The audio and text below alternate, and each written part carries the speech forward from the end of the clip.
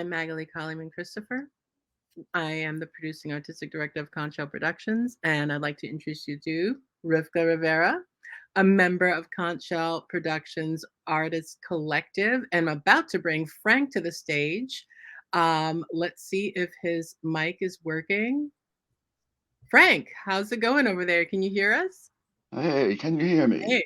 Yes, absolutely. So our audience is here and we are happy. So thank you so much for joining us today. And this is gonna I you hear see you you see the breaking you up see what there. happened? You see what happened? We decided to make this a coffee, a cup of Joe chat, and it became a cup of something, right? So Something. rather than Joe, I had hot chocolate and Joe. So maybe that's why. So cheers Ooh, to a hot mocha. chocolate and Joe. What are you having today? Cheers. I have a lemon ginger and manuka honey tea. Oh my God, I almost had lemon and turmeric. And I was like, nah, let me try some cup of Joe. Joe with some hot chocolate. I Yeah. already had a lot of Joe today. But All right. It's let's take a sip together. All right, cheers. cheers. So today we're here to talk about Conch Shell Productions New Works Fest that's coming up December 8th and 9th. And it's being presented in partnership with HB Studio. HB Studio has been really supportive of Conch Shell Productions over the years. In 2020, they were by our side as we presented our New Works Fest Blue Light series online during the pandemic. And they also supported us in 2021. And now they're supporting our New Works Fest. So thank you so much, HB Studio. So Rivka, how you doing?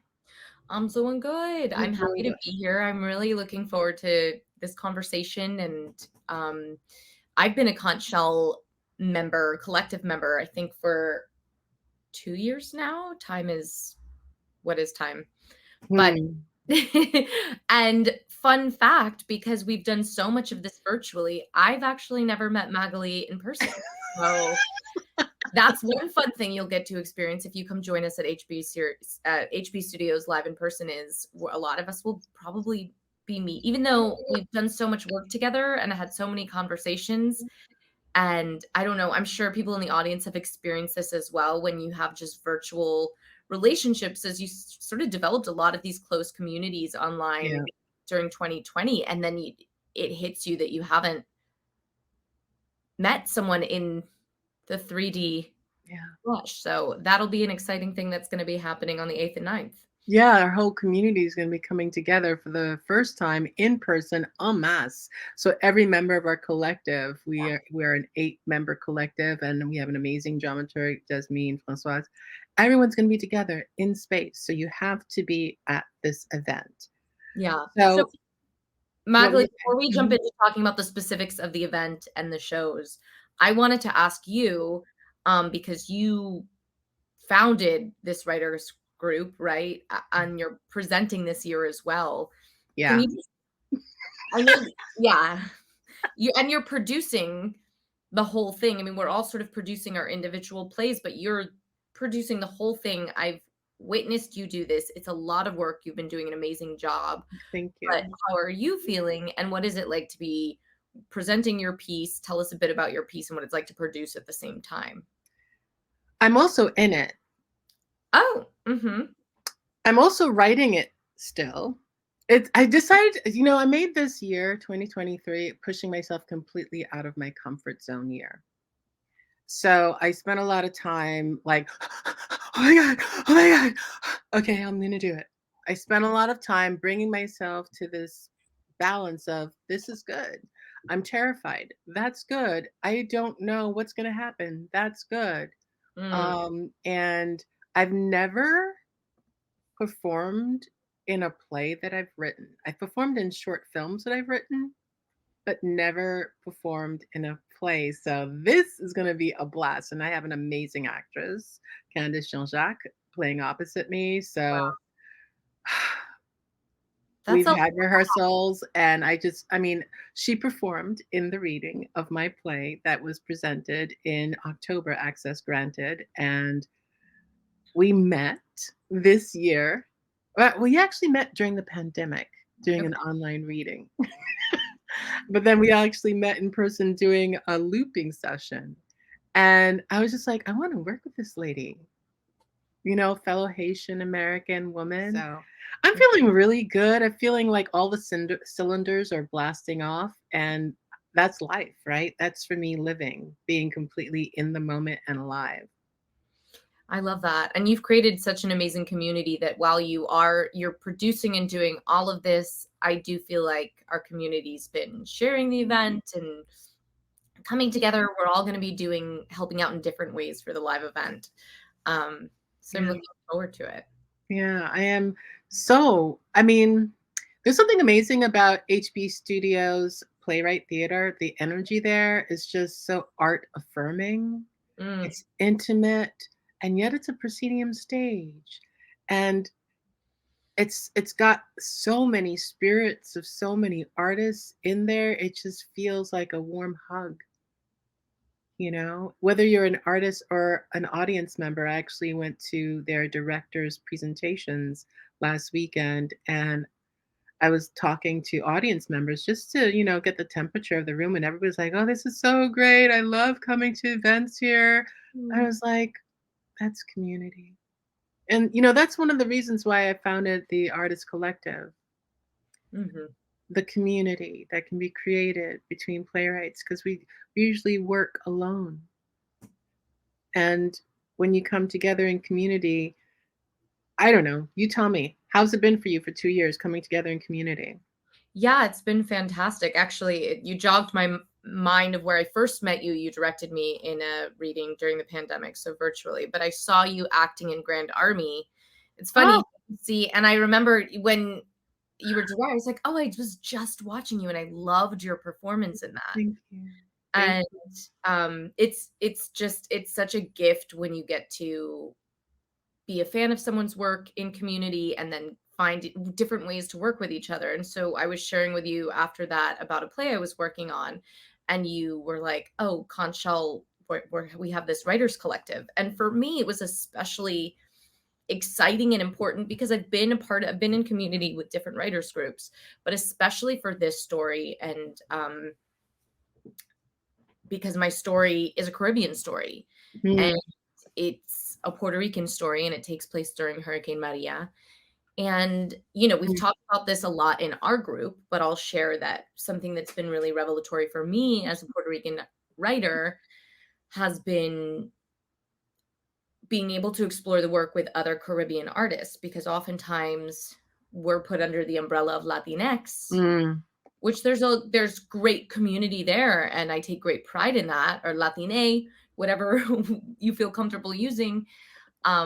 However, that is such a big umbrella of experiences. And I have found that there's so much that I have in common with Haitian storytellers and other Caribbean storytellers, because there's so much that has been influenced by being stories of an island. And, even in a hurricane, that's not something that you would experience necessarily as a Mexican storyteller, in that, it's a totally different landscape. Yeah. And so when I'm sharing this and we're talking and we're doing the dramaturgy on the hurricane as a character and what that means, what that explores, the whole room has a certain understanding of the sound and experience. And that's been really enriching to creating this work. And so it was a community that I felt really excited to be a part of, and it's only enhanced my storytelling and the places I've been able to stretch and explore and the discussions that we've had. I love our discussions. I actually posted one of our discussions as an artist chat one month because it was just so inspiring to you love the work of the artists that are a member of your community, but when they are just blowing your mind with their mindsets, you just have to get the word out. Yeah. And it does, even though we do our writing alone, I'm, as are you, an actor, that was my first place, and I'm a talker, right? Like, I need to talk out ideas. I need to work things out and I need to verbally tell the story a few times before I'm even going to commit to the page. That's just me, so it's a really helpful space where we can do that and talk through objectives and get clarity on what we're trying to say, in Yeah. our work. And that's a lot of what happens in our collective. What inspired you to write the Mourners? Because what are the key themes of the Mourners that everybody's going to be experiencing, and what inspired you to write it? Yeah. So the inspiration was pretty deeply personal. I'd say a lot of my work is uh, I have found that it's something that I need to work through or work out. I don't there's not like at least in the work that I've been doing recently, it's comes from deep within. And so the story came to me after Hurricane Maria, which I wasn't on the island for, but my father Mm, and my stepmother and my other family lived there. And so the experience of feeling so helpless and mm, over here while that was happening was so scary. It was really, there's been hurricanes and natural disasters before, but obviously this was like something we haven't seen before. Thus, it's a story of climate change as well, where we know that we're only going to continue seeing hurricanes build up as we don't, unless we do something about the climate disaster. yeah. Um, and so, yeah, I experienced that from a distance. And also, um, 7 months prior to that, I lost my own sister to addiction and suicide, and she had been also out there. So I was also distanced a little bit from that experience because she was on this island, and there was a lot. So there was a lot I was processing around those two griefs. Right, there was this personal grief.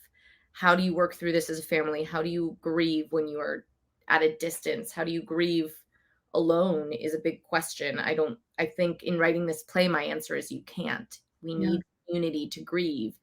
And then it really wasn't until 2020 when again I found myself and all of us found ourselves very isolated with this question of how do we hold grief in isolation? Can we? Mm, And how do we strive to find community? And so those were the things that were flowing through me as I started to write this play, which is a play about a family that does come together, forced together because of the hurricane, under one roof to eventually have to find a way to grieve together so that they can move through. But they're really forced to face their shit all under one roof. yeah.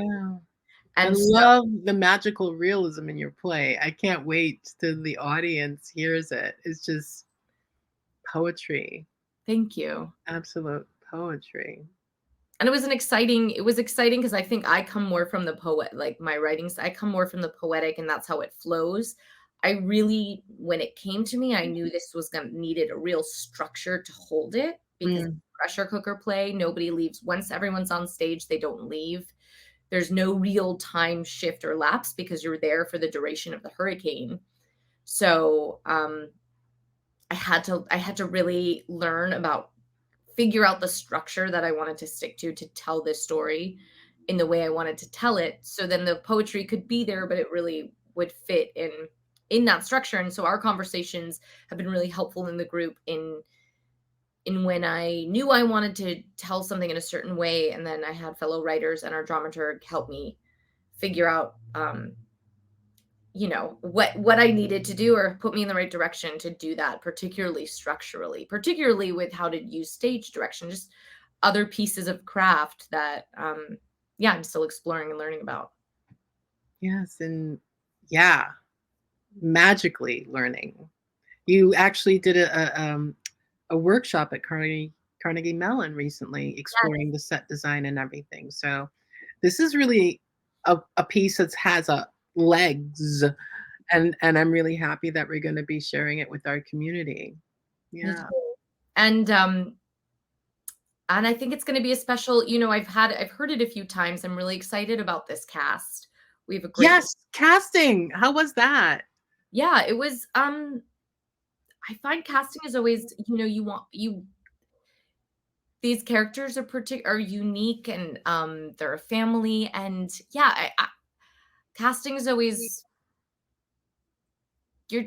there's a lot of faith I think that just comes in casting because we didn't do a huge, when you're doing a reading like this, you're not doing it. You don't have the funding to do a whole casting session, hire a casting director. Right. Also like looking for people who feel passionate about the story and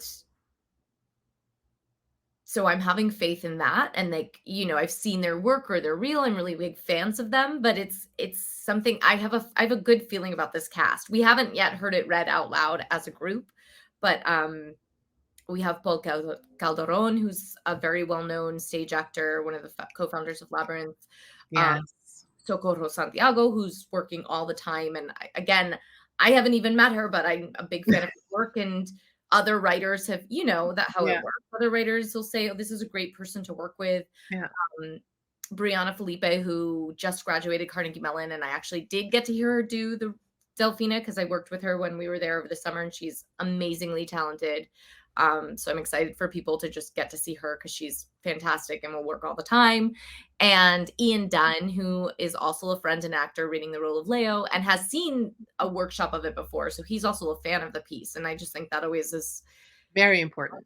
You want people to be, and the director, so the director, Francisco, has been working with me since the inception, and since I sort of had conceived just the first baby draft of it. And our relationship has been so important and so key as well, because Francisco was in Puerto Rico during the hurricane and had that real lived experience of having been there in person. So brought that. And additionally, again, we kind of talked about like finding collaborators. You talked about this with your actress, when you find someone that you're like, wow, this is going to be long term. Yes. That was someone that I'd put out a call. I was like, I'm seeking this director, and it was just like a friend of a friend of a friend rec. And we just had certain shared passions for movement and dance. And, he understood that the play, even though it's written in sort of the world of realism and simplicity, it's like, don't give it all away. That you have to have them want to come. Yes, it's in this world, but like you could easily think of it, I think, as like a kitchen sink. Maybe I think we've moved on. Yes, but he understood early on those elements, which I think now I've been able to incorporate because of that collaboration into this as well. But he saw that, and so that was really important. Beautiful. Yeah, it's I think one of the things that we talked about in the group is how all of us, we have members are from Jamaica, Trinidad, Bahamas, Haiti, Puerto Rico, and there's a similar through line in our work, this like appreciation for the unseen, right? Magical realism, the impact of spiritual beings in the here and now. So I'm really that's what I'm all about. And it's what makes this writers group unique, like to have that. Again, I haven't come across any other Caribbean writers groups, and so I just think that brings out something so unique in all of our storytelling. Tell us more about your play. I know that you Hello Cousin, and then also you forgot to mention that you're also directing Petron's play. Yeah, I am. And that's really fun. It's a one person piece, and we've been rehearsing on Zoom, and it's been really great because, like me, his piece is relatively new, so he's still editing. So that's what I really love about New Works Fest, because it is all about the development of new work. And with the community of artists that we have, it's going to be really good. Yeah. Because we are working together with the dramaturg to make sure that the piece resonates and has an impact. So my piece, Hello Cousin, was inspired, actually early in the year, I recorded a number of monologues from testimonials that I had gotten from Haitian women living in Haiti here and now. And I wanted to explore excerpts of these monologues in play form, in two-character play form. And so I've written a collection of different two-character moments, one-act pieces. And but this piece is the one piece that is fully on the way to being completed, because I decided I'm going to do this all the way to the conclusion and really develop it fully. And it explores, there's this, if you think about most people who are first generation, second generation, third generation, there's like this nationalism for the motherland that exists in America. I don't know about any other nation, but a lot of people from other nations have strong relationships with family back home. And as a matter of fact, I read this amazing book by Nina Glick Schiller, and it's called George Woke Up Laughing. Mm. George Woke Up Laughing. It's about long distance nationalism, and it really touched me. But because I thought it was just Haitians, right? But it's like Filipinos, Mexicans, Dominicans, everybody has this relationship with back home Nigerians, and they send money home and they go back home to visit family. So they kept the ties. And so that wave of maintaining ties was relatively new in America, like in the 1950s, because before people would come and like forget about home and you're an American, but that no longer is the case. And so this piece explores this long distance nationalism as it impacts these two Haitian cousins who are born on the same date, who are like, soul twins, and yet very different because one grew up in Haiti, another one grew up in America. And the dynamic that occurs when you do have family back in Haiti, and this presumption that if you're in America, you're the one who has the ability to make a difference. So make a difference by sending money, right? And I've spoken to a lot of people who, are just immigrated here, second, third generation, and it's a huge responsibility because you're not just taking care of yourself, you're taking care of a whole line of family who may need help. So you're working for more than just you. It's a communal effort. And what impact does that have on the person who's in America? To carry that responsibility, of concern for the homeland and trying to make a difference for the homeland as you're trying to survive here in America. So that's basically those themes that I'm exploring: familial ties, long distance nationalism, and what's going on in Haiti right now, and how not enough is going on to fix things,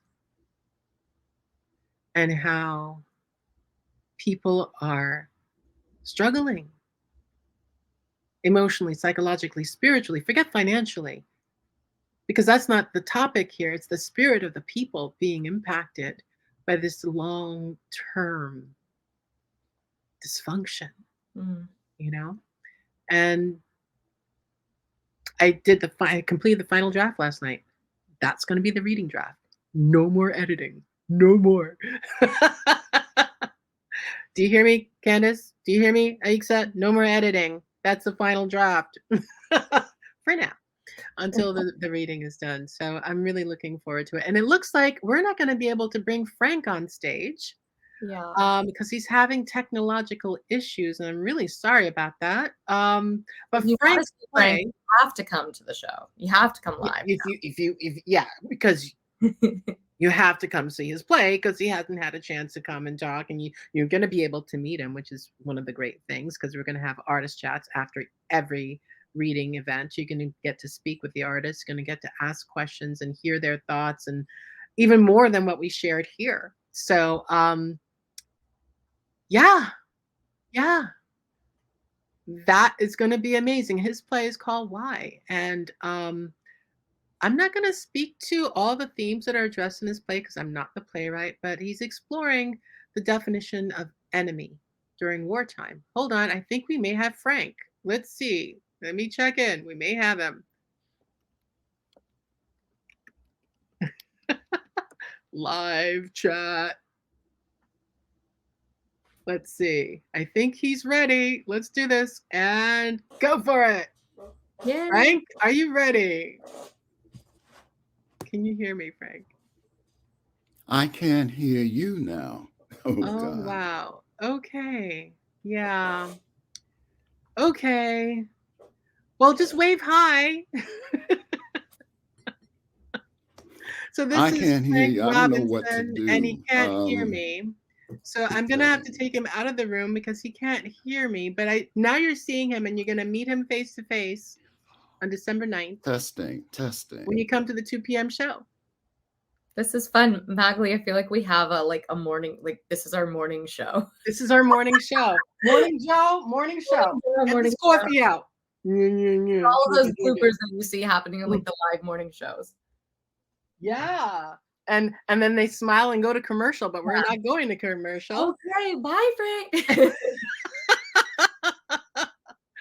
And I want to thank everyone who came to, watch our show. I'm gonna try one more time to see if Frank can say hello and be heard. But we're gonna look into okay. So he's waving hi. Hello. Okay. Can you hear me? We can hear you. Can you hear us, Frank? Yes, finally. Okay, so if you can shift a little bit to your right, Frank, we can see you better. Great. This is fantastic. Yay. Welcome, Okay. Frank. Huh. So tell us a bit about why the themes that you explore in your play and what inspired you to write it. This, ladies and gentlemen, is Frank Robinson.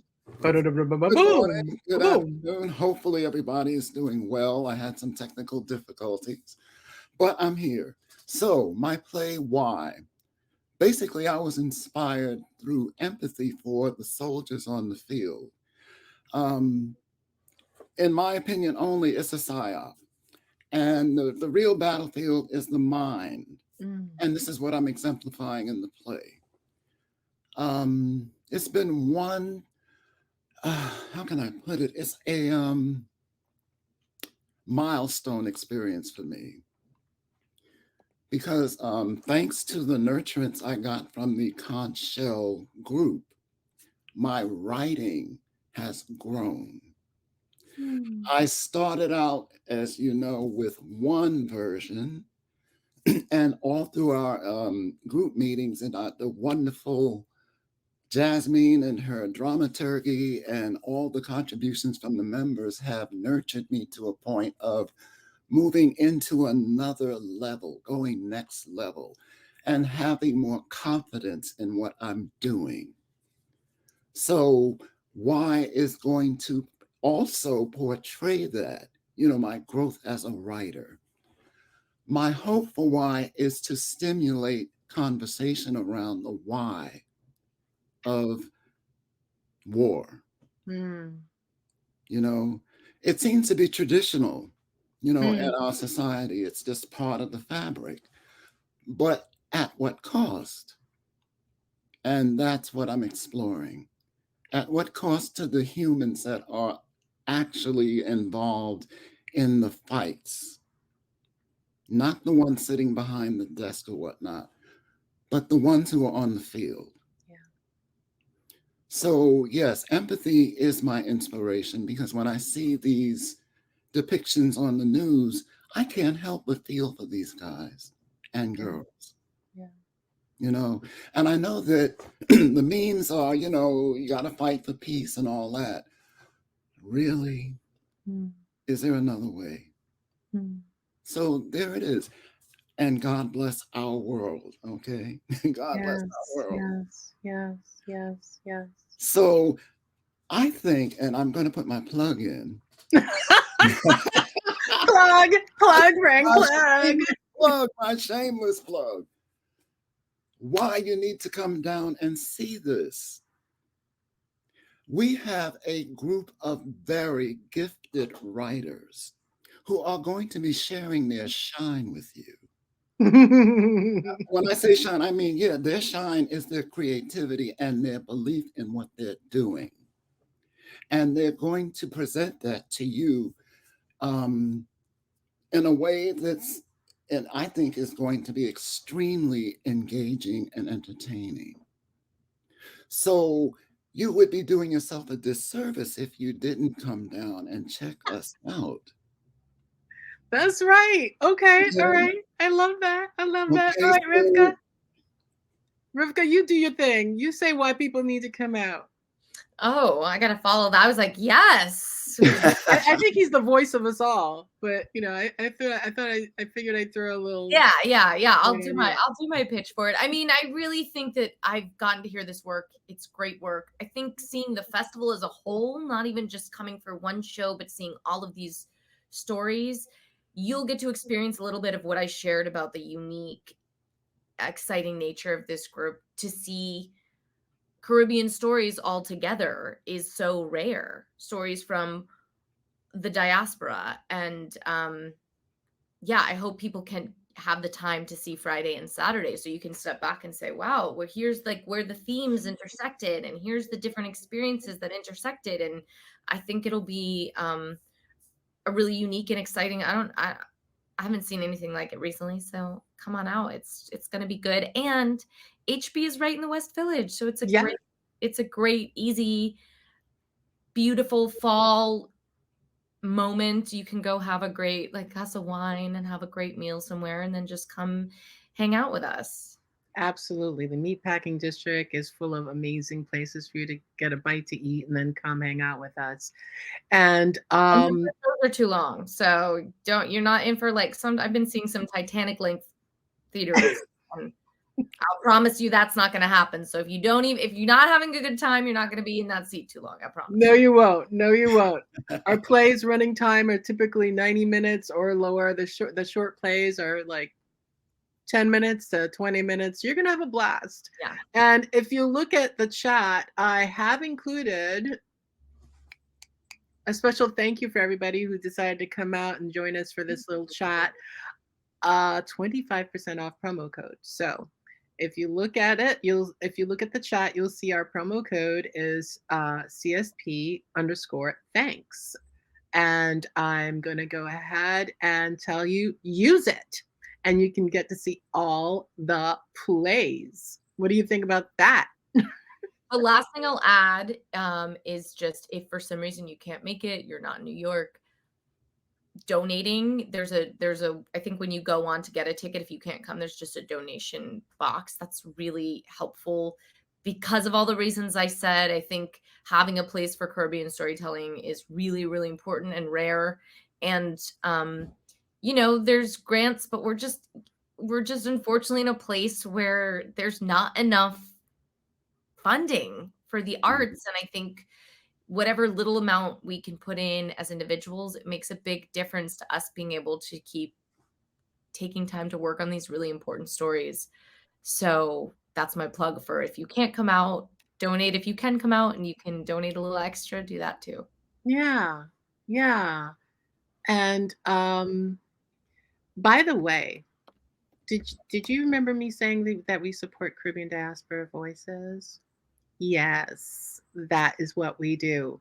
So if you love the Caribbean, and I'm sure you do, everybody loves the Caribbean. If you love the Caribbean, you love our voice, so support it. And as she was saying, it takes a community to make a change. And these are plays written by people. I'm of Haitian descent. Frank, you share your heritage if you like. My grandfather's from Trinidad, so I'm of Trinidadian descent. And as I shared, Jewish Puerto Rican. So we have a lot of mix at Conch Shell. Mm-hmm. So thank you, everyone. Thank you so much. And I hope you have a fantastic Saturday. And Frank, thank you for being such a dogged individual. It's like, I'm going to get on this. No one's going to stop me. You can't stop me. Technology is not going to stop me. Forget about it. So have a fantastic, fantastic Saturday. And I can't wait to see you all. All right. See you soon. And happy week. And wait a minute, it's in 2 weeks, right? December 8th and 9th? December 8th and 9th? Exactly. Yeah. Did I forget to say that? No, you know what? You made one of those things underneath, so it says it. Oh, it does. It does. It's right there. December 8th. Yeah, the crawler. They can't forget that. They're looking at the crawler. They're looking at the crawler. Keep your eye on the crawler. Go to our website. Get your ticket. All right, people. All Have right. a blessed day. Thank you so much.